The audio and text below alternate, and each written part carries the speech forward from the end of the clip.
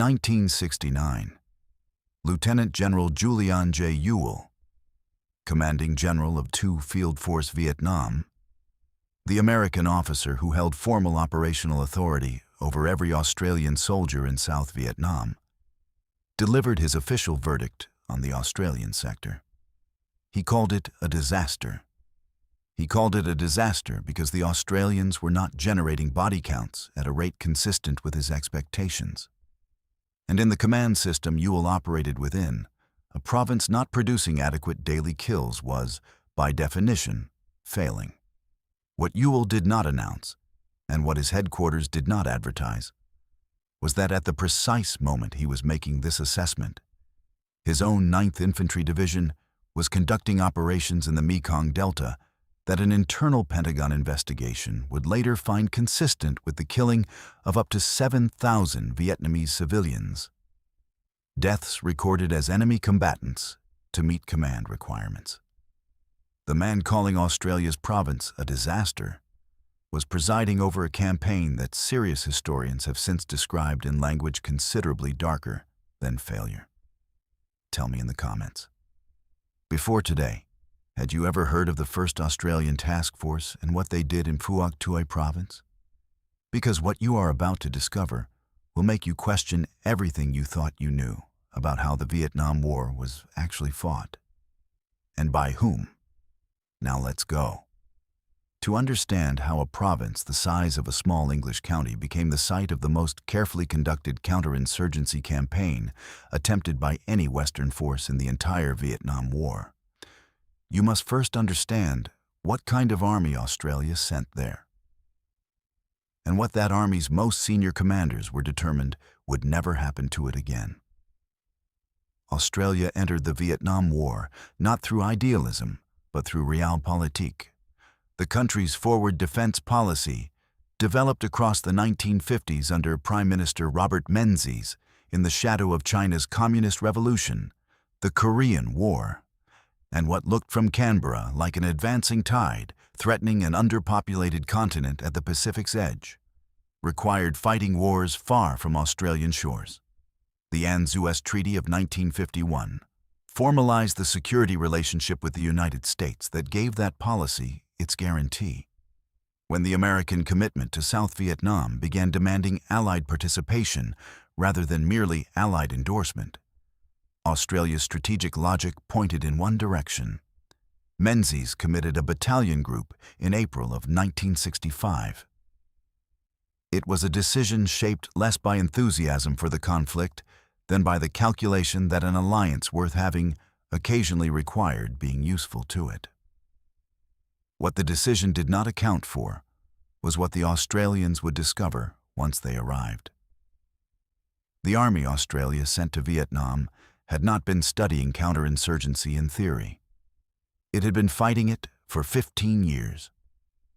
The Malayan emergency, from 1948 to 1960, and the Indonesian confrontation in Borneo from 1963 to 1966 had produced a military institution with hard-tested, accumulated experience in precisely the kind of war Vietnam presented. Communist insurgency embedded in a civilian population, conducted in jungle terrain that neutralized conventional firepower and rewarded patience, intelligence, and small unit skill above everything else. What those 15 years had taught was not tactical technique alone. They had produced a set of convictions held at every level of the Australian officer corps about what insurgency was and how it could be defeated. It could not be bombed out of existence, because bombing destroyed the population the insurgency depended on. And a bombed population became a grieved, radicalized population available for recruitment. What worked was patient, persistent patrolling that denied the enemy freedom of movement, intelligence built through relationships with the civilian population, and the slow, unglamorous work of making the government's presence in a village more reliable than the insurgency's. The Australians had learned this in Malaya, refined it in Borneo, and arrived in Vietnam prepared to apply it. They found a war being fought on almost entirely different premises. Lieutenant General John Wilton, Chief of the Australian Army, crystallized the problem on the 13th of March, 1966, when he visited the 1st Battalion alongside the American 173rd Airborne Brigade in War Zone D. He watched 3 days of search and destroy operations. 3 days after his visit, 3 Viet Cong battalions attacked one of the American units. Australian gunners fired continuously for 4 hours to break up the assaults. Wilton watched the method and made a decision. The Australians would have their own province, their own base, and their own chain of command, nominally under American operational control, practically autonomous within their designated area. Fighting by Australian doctrine, not by the daily kill quota system being applied across the rest of the country. Official historian Ian McNeill would later reduce the essential difference to a single formulation: concentration of force by the Americans, economy of effort by the Australians. The American approach stressed body count as the primary metric and firepower and air mobility to fix and destroy enemy formations. The Australian approach stressed the platoon, the squad, and the individual patrol. It measured success by the security of population centers and the patient denial of the terrain that gave the insurgency its operational freedom. Those were not merely different methods. They were different theories of what the war required. On the 8th of March, 1966, the Australian government announced that the 1st Australian Task Force would deploy to South Vietnam. Wilton had already decided where it would go and what it would do when it got there. Phuoc Tuy Province was not a quiet backwater that the Americans had grown tired of administering. It was a functioning Viet Cong system operating by its own internal logic. With its own supply networks, its own parallel government embedded in the villages, and its own history of absorbing outside authority at considerable cost to whoever tried to impose it. When the Australians arrived in 1966, the South Vietnamese government's writ extended in practice only to the provincial capital of Ba Ria. In the countryside, the Viet Cong taxed the farmers, recruited the fighters, and directed food and weapons through channels invisible from the air and nearly invisible on the ground. The province covered roughly 1,958 square kilometers of Vietnam's southern coast, 40 kilometers southeast of Saigon. 3/4 of it was rainforest, grassland, and rubber plantation. 4 major hill regions rose from the flat central plain, each shrouded in dense evergreen forest and deeply dissected by watercourses. The Mae Tao in the northeast at 704 meters. The Long Hai Massif at 327 meters in the south. The Nui Din at 504 meters to the southwest, and the Nui Ti Vai at 467 meters to the northwest. The Rung Sat mangrove swamp sealed the western margin, tidal and impenetrable. In the deep jungle sections, 3 distinct layers of vegetation rose above the ground, each layer dense enough to block most of the light from below. Visibility dropped to 5 or 10 meters. Foot movement averaged 500 meters per hour in good conditions. National Highway 15 connected Bien Hoa to the coast, across 100 kilometers of Phuoc Tuy's length. Whoever secured the province secured that artery, the supply route connecting Saigon to the sea, and freed the port of Vung Tau to develop as an alternative logistics base for the entire Allied effort. While the province remained in Viet Cong hands, neither objective was achievable. An estimated 5,000 communist troops operated in Phuoc Tuy when the Australians arrived. The local force, the formation that administered daily life in the province's contested areas, was the D445 Provincial Mobile Battalion. D445 was not an imported unit. It was recruited from Phuoc Tuy, sustained by Phuoc Tuy, and possessed of a knowledge of the province's terrain accumulated through years of operating there without serious challenge from any outside force. The economic foundations of the Viet Cong's power were as important as its military ones. The province's primary crop was rice, and the Viet Cong taxed the harvest, collected food from sympathetic villages, and moved the surplus through a logistics chain that fed the main force units and local guerrillas simultaneously. Rubber plantations paid Viet Cong levies to continue operating. The province was not just a battlefield. It was a supply system, and whoever controlled the villages controlled the supply system, and whoever controlled the supply system could sustain an insurgency indefinitely. D445 Battalion was the Australians' primary adversary for the entire 5 years of the deployment. It was never destroyed. It outlasted the task force. It was present when the province fell in 1975. This is not a footnote. It is the defining fact of the campaign. Operation Hardihood began on the 17th of May, 1966, when 2 battalions of the 173rd Airborne Brigade flew into the Long Dat area to sweep the surrounding countryside clear of the Viet Cong presence that would otherwise make establishing the Australian base impossible. On the first day, B Company of the 1st Battalion, 503rd Infantry, walked into a box ambush. 8 Americans were killed and 23 wounded in a single engagement. The Viet Cong in these jungles had been fighting here since before any of those soldiers were born. By the time hardihood ended 3 weeks later, the 173rd had suffered 23 killed and 160 wounded. They had bled the ground clear. They packed up and drove away. The Australians took over without ceremony. Long Dat, Vietnamese for Small Hill, was the location Brigadier O.D. Jackson chose for the task force base.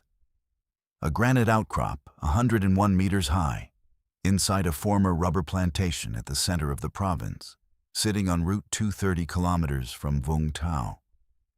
A base at the province's periphery could be bypassed and ignored. A base at its center could not. Placing the task force at Long Dat guaranteed the Viet Cong would have to respond to the Australian presence rather than work around it. The 5th and 6th Battalions of the Royal Australian Regiment began arriving at Long Dat on the 24th of May.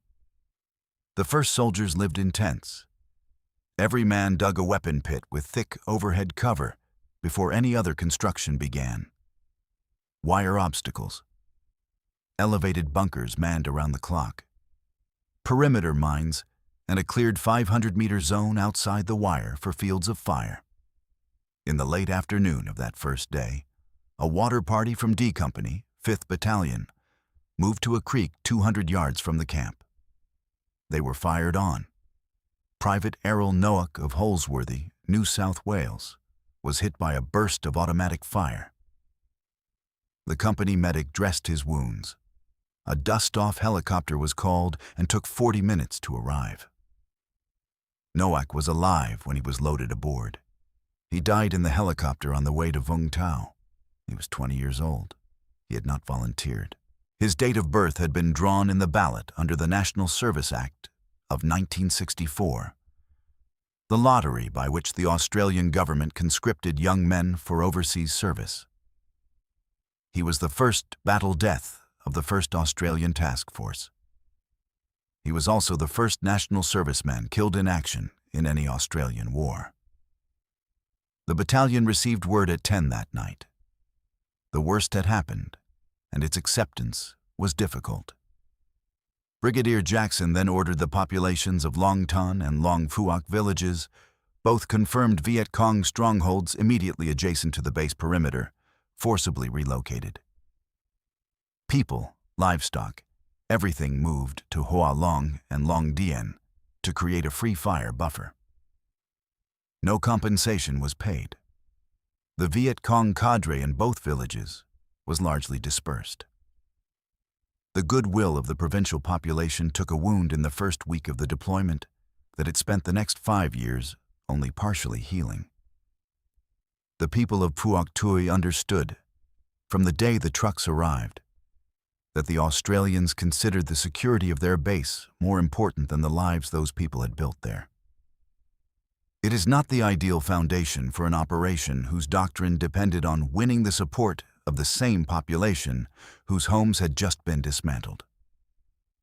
What the men in those weapon pits could not know was that the deputy commander of the Viet Cong 274th Regiment, a man named Nguyen Nam Hung, had been conducting personal reconnaissance of the Long Dat position throughout the hardihood period. In October of that year, his diary was captured. It recorded his observation teams watching the Americans depart.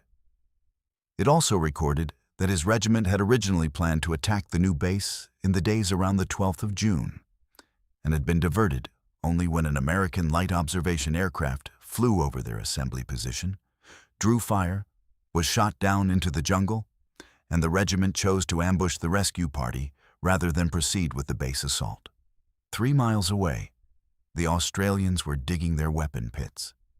They found out 4 months later from a dead man's diary, and understood exactly how close it had been. The Australians did not fight the war the way the Americans were fighting it.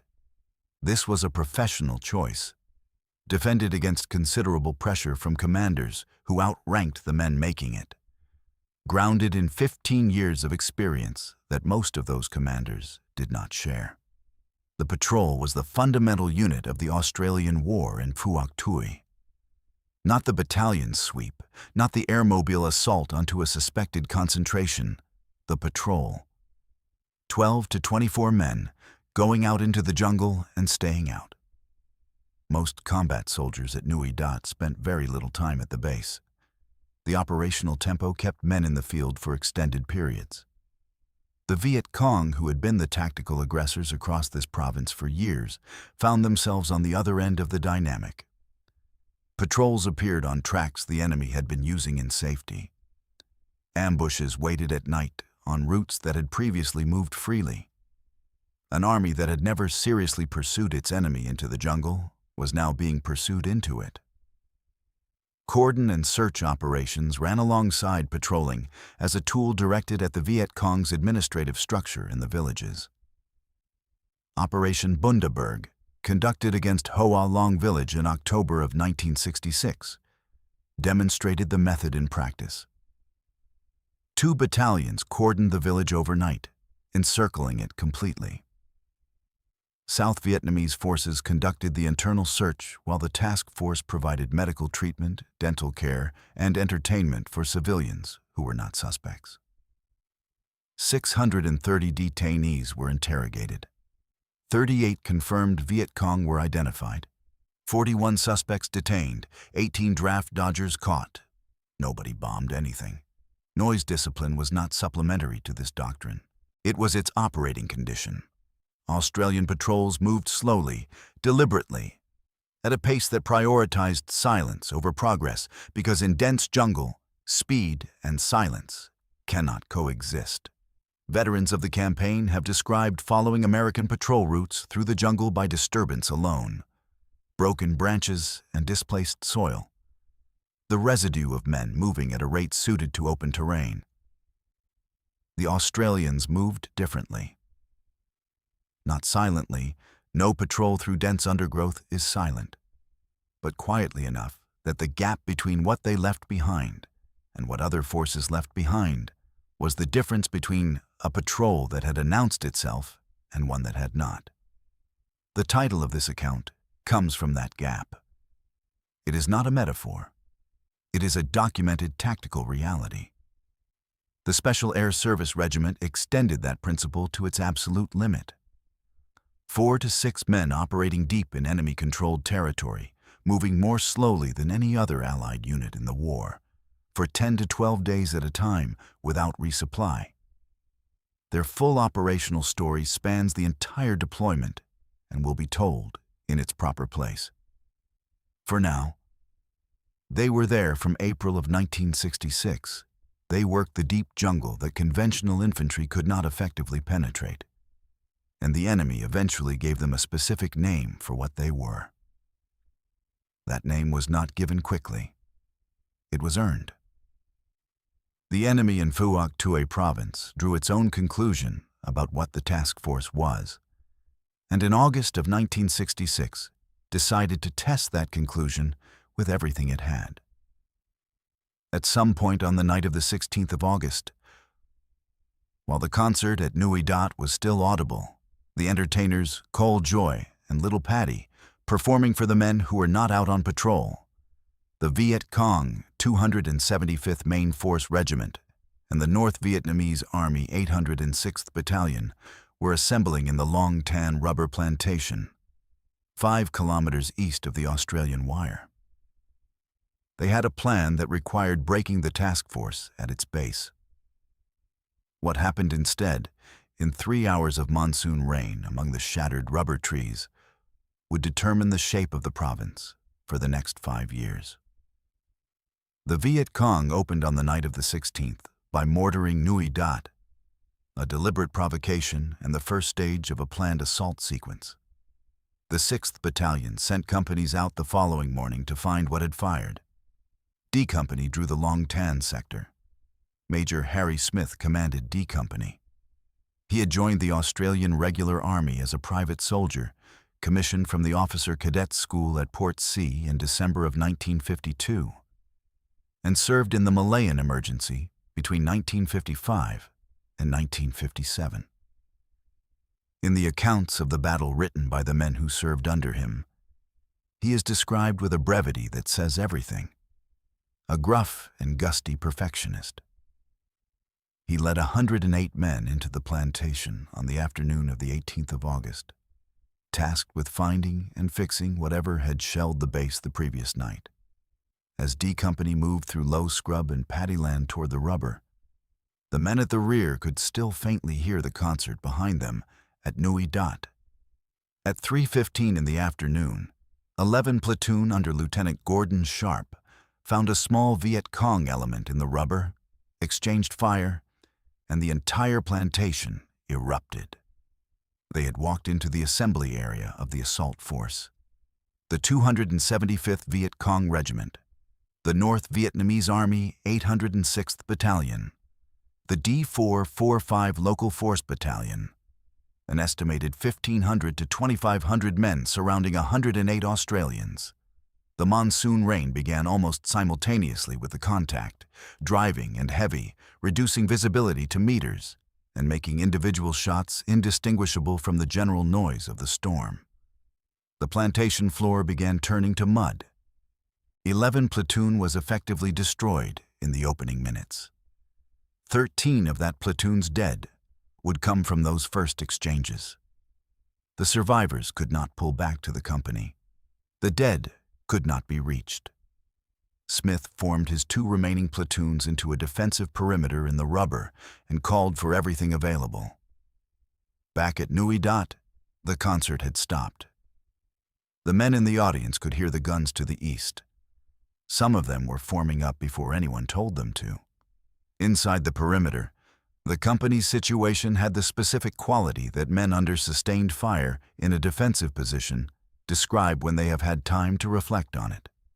Not chaos, which implies disorder and panic, but a controlled grinding awareness of what was available and what was being consumed. Ammunition was the central calculation. Smith knew the number of rounds each man carried, knew the rate at which that number was dropping, and knew the rate could not be sustained until the reinforcements arrived. Communication with the guns was the other calculation. The artillery, the perimeter's external wall, the thing keeping the mass of the enemy from closing through the rubber to the wire. Captain Maurice Stanley, controlled the artillery link from inside the perimeter. The battery on the other end was 161 Royal New Zealand Artillery. Stanley talked the guns onto a continuous fire mission, rounds walking around D Company's position, landing close enough that men inside the perimeter could feel the concussion in their chests and in the ground beneath them. The artillery did not win Long Tan. It is what prevented D Company from being overrun in the first hour, while Smith was still establishing what he was facing and in what strength. A Royal Australian Air Force Caribou transport aircraft flew through the overcast at low level to drop ammunition when D Company's supply began failing. The crew did this under fire. Not all of the drop landed inside the perimeter. Men went outside the wire to retrieve what had fallen short, with the enemy actively engaged around them. The M113 armored personnel carriers from Long Dat raced toward the plantation, carrying B and C companies as reinforcement. They came through the rubber in the last minutes of usable daylight, their arrival coinciding with the heaviest Viet Cong assault of the engagement. The assault broke when the carriers came through the trees. The enemy pulled back into the plantation darkness. The battle was over. The count the next morning: 18 Australians killed, 17 from D Company and 1 from the relief force, 24 wounded. 13 of the dead came from 11 platoon alone. On the plantation floor, the clearance parties counted 245 Viet Cong bodies. Captured documents in the weeks that followed suggested more than 500 killed and 800 wounded. The official Vietnamese figure, published decades later, is 47. The discrepancy cannot be resolved and has not been in 60 years of argument. Long Tan also produced a 50-year dispute about recognition that has not been fully settled. The Victoria Cross was not awarded to anyone who fought in the plantation on the 18th of August, 1966. Major Harry Smith and the veterans of D Company spent decades fighting for what they considered adequate recognition through every official channel available. A ministerial review in 2018 recommended additional honors for 10 participants. Some veterans and families consider the record still incomplete. What the battle settled, beyond argument, was the large unit threat to the province. The 275th Regiment did not return to Phuoc Tuy in regimental strength. D445 Battalion shifted toward mines, ambushes, and the patient wearing down of a force it could not destroy in the open. The province grew quieter in the months after Long Tan. Not quiet. Quieter. The difference was paid for in 18 lives in a rubber plantation that most people in the world at that moment had never heard of. In driving monsoon rain, by men who had been told before they left Long Dat that morning they were going to find a mortar team. The distance between what they were told they would find and what they actually found, and what they did inside that distance, is where the Australian campaign in Phuoc Tuy Province began in earnest. In January of 1967, 5 months after Long Tan, General William Westmoreland, commander of the Military Assistance Command Vietnam, visited the 1st Australian Task Force at Long Dat. He reviewed the patrol records. He consulted the contact rates and the body counts and the daily activity statistics that his command used to assess Allied performance across the country. He delivered his verdict. The Australians were very inactive. The disagreement that produced this verdict ran deeper than a difference in tactics. At its root, it was a disagreement about what the war was for and how success in it could be measured. The American system tracked kills per day, enemy formations destroyed, territory swept. The Australian system tracked whether the population of Phuoc Tuy Province was more or less free from Viet Cong administrative control than it had been the previous month. Those measurements could not be meaningfully compared. Neither headquarters had a reliable way of reading the other's results. Westmoreland pressed Major General Tim Vincent, commanding Australian forces in Vietnam, to generate the kind of daily contact rates the American system regarded as evidence of serious effort. Vincent's position did not substantially change. The Australians were convinced their deliberate patrolling techniques were more effective at separating communist forces from the population, and the urgings went largely unheeded. In 1967, the task force was progressively extending its control of the province's central and southern areas. Main force attacks had declined significantly since Long Tan. the population of the southern districts was measurably more secure. None of this registered in the metrics Westmoreland was reading. 2 years after the very inactive visit, Lieutenant General Julian J. Ewell took command of the SCU Field Force Vietnam, the formation with formal operational authority over the task force. His assessment of Phuoc Tuy, a disaster because the Australians were failing to meet his required kill quota. A senior Australian officer's private response, recorded at the time, was not diplomatic. For the last 2 years, the operations of the force had been almost a waste of time. The enemy had been neutralized to such an extent that seeking them was like looking for a needle in a haystack. The province was quiet because the method was working. Ewell could not see it because the instrument he was using was not designed to detect that kind of result. What Ewell's own operations looked like in this period requires a direct statement. His 9th Infantry Division's Operation Speedy Express in the Mekong Delta claimed 10,899 enemy, killed over approximately 6 months. It seized 748 weapons. An internal Department of Defense investigation found the disparity between those figures consistent with a very large number of the dead being civilians counted as combatants. An internal estimate suggested up to 7,000. Ewell called the Australian province a disaster.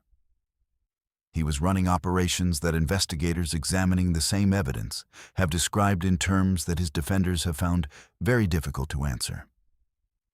Westmoreland's own assessment of the Australians evolved across the record in a way that contains its own story. Very inactive in January of 1967, in his post-war memoir, A Soldier reports, "The Australians are the most thoroughly professional foreign force serving in Vietnam, comparable to the post-Versailles German army, in which even men in the ranks might have been leaders in some less capable force." He held both positions simultaneously. The evidence supports only one of them. The greatest threat to the Australian campaign, as it turned out, did not come from that command tension. It came from inside 1ATF itself, from a decision made with genuine intent by a commander under real pressure, that produced consequences his subordinates had predicted and he had chosen not to believe. In May of 1967, Brigadier Stuart Graham, commanding the 1st Australian Task Force, ordered the construction of a minefield. It would run 11 kilometers through the southern province, using 21,048 American-manufactured M16 anti-personnel mines. His purpose was to establish a physical barrier preventing Viet Cong guerrillas from infiltrating through the Long Dat district, the province's southwestern area, densely populated, largely hostile to the coalition, and the main route by which enemy forces were resupplying their presence in the southern villages. His subordinates presented him with a specific objection. The minefield could not be adequately patrolled with the forces available. Without continuous patrolling, the mines could be lifted and turned against the task force. He dismissed the assessment. 5 Australian sappers were killed and 6 more wounded laying the mines. That was the first cost. It was nowhere near the last. The M16 Jumping Jack was an American anti-personnel mine that, when triggered, sprang to waist height before detonating. Local Viet Cong cadres in the surrounding villages began studying the mines almost immediately after the last sapper finished his work. The critical moment came when a guerrilla lifted a mine fitted with an anti-lift device, and the detonator, damp from the heavy southern rains, failed to fire. That single mechanical failure was irreversible. It demonstrated the technique. Mine lifting training was devised, practiced, and spread through the guerrilla networks in Long Dat district, with the speed of information shared among people whose survival depended on it. The M16s were lifted, carried away, cleaned, and re-emplaced on the tracks and patrol routes the Australian task force used to move through the very area the minefield had been built to protect. The people of Long Dat gave it a name: Ko Tang Vu Ki, the arsenal. Australian soldiers, drawing the same conclusion from a different angle, used the same term. The arsenal had been built to protect them. It was arming the people, trying to kill them. By the period between May of 1969 and May of 1970, former Australian M16 mines, their own ordnance removed from their own minefield and emplaced by the enemy, were responsible for more than 50% of all 1st Australian Task Force casualties. In one window in mid-1969, the figure reached 80%. The historian Greg Lockhart, whose 2007 book The Minefield provided the first comprehensive public account of what Graham's decision had produced, estimated at minimum 60 Australians killed by turned-back Australian mines across the deployment, and up to 500 Allied casualties total. The minefield alone accounts for approximately 10% of all Australian casualties in the entire Vietnam War. Private John Richardson stepped over a log in the jungle and triggered an M16 that failed to jump. It detonated at ground level. He lost his left leg below the knee and the front of his right foot.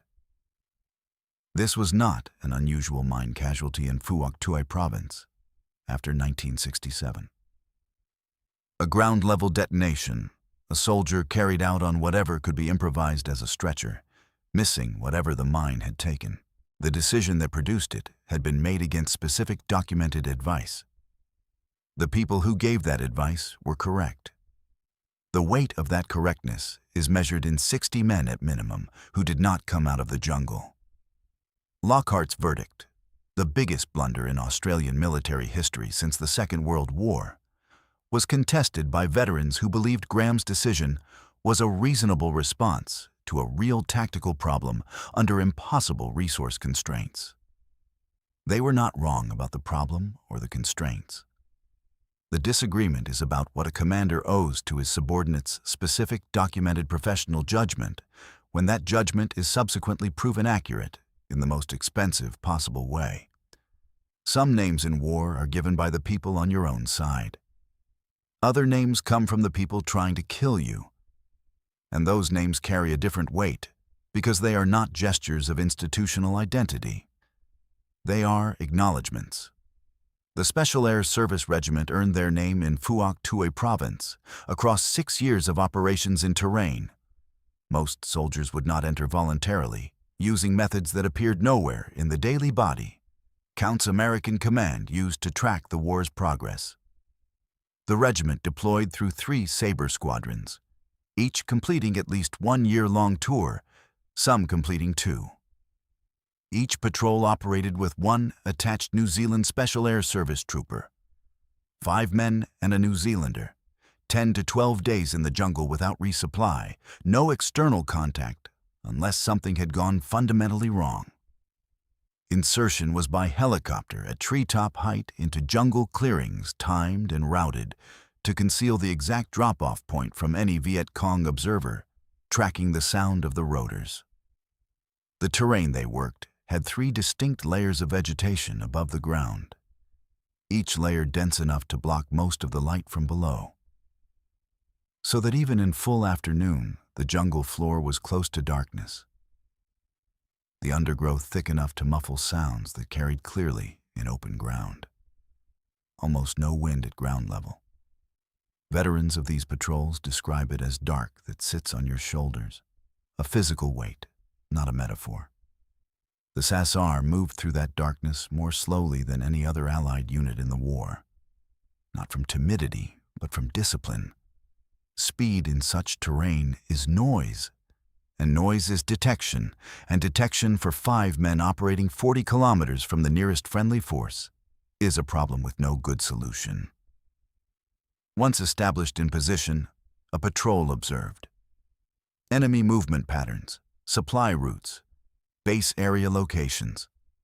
They reported what they found.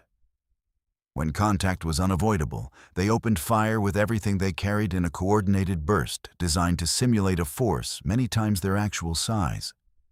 then extracted before the enemy could organize a response. The D445 Battalion understood what was happening to its operational space. By mid-1967, tracker teams were being sent into areas of confirmed SASR activity, experienced local guides with deep knowledge of the terrain, men who had grown up in Phuoc Tuy's villages and knew its jungle the way people know places they have always lived in. Listening posts were established at probable entry points and along likely patrol routes. The tracker teams went in and found traces. The ghost of a patrol route. Impressions in the undergrowth. Tracks that led to the edge of a clearing and stopped, as if the people who made them had stepped off the planet. The tracks died. The patrols were not there. Years into the sustained SASR presence, no single firefight, no one dramatic moment. The D445 Battalion and the North Vietnamese formations alongside them in Phuoc Tuy Province settled on a specific term for the Australians. Ma Rung. Vietnamese, Phantoms of the Jungle. David Horner, who wrote the official SASR regimental history published in 1989, took it as his title without needing to explain it. The name was not offered casually by people who had been working to catch and kill these men for 6 years. It was an acknowledgement of the particular kind that professionals on opposite sides of a lethal contest produce when one side has demonstrated, beyond reasonable doubt, that it cannot be located by any method the other has available. The full deployment record: approximately 1,200 combat patrols.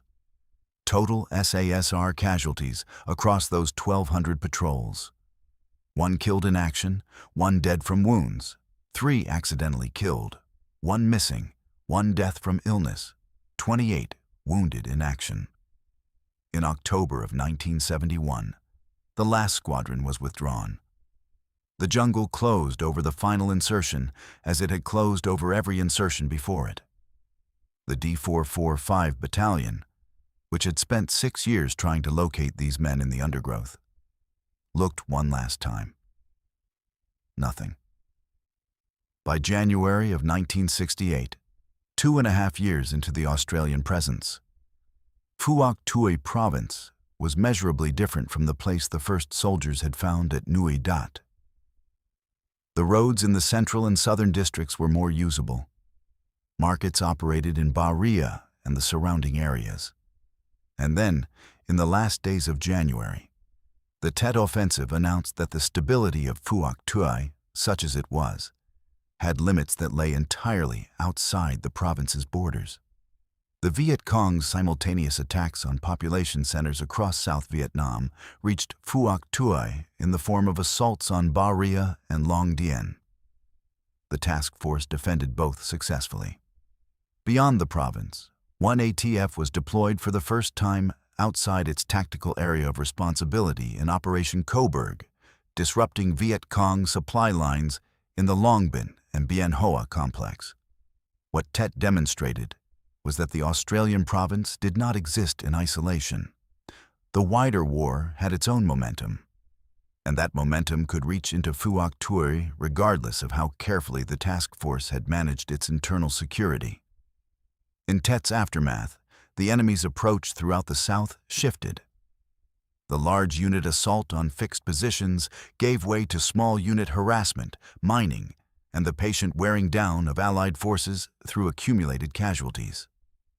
This was precisely the form of war that Australian small unit patrolling was best placed to contest. The American formations in other provinces, built around heavy firepower and battalion-level maneuver, found it harder to adapt to an enemy that had stopped presenting large concentrations. The Australians had been fighting this version of the war since before Tet. The minefield had simultaneously armed it, and the arithmetic of mine casualties in 1968 and 69 ran through the task force regardless of how effectively the patrolling was containing the enemy's conventional reach. More than 63,000 Australians were conscripted under the National Service Act between 1964 and 1972. More than 19,000 of them served in Vietnam. Of the more than 500 Australians who died in the conflict, 202 were national servicemen, young men selected by birthday ballot, ordered to report, issued equipment, and sent to Phuoc Tuy to move through dense jungle toward an enemy that had been there longer than any of them.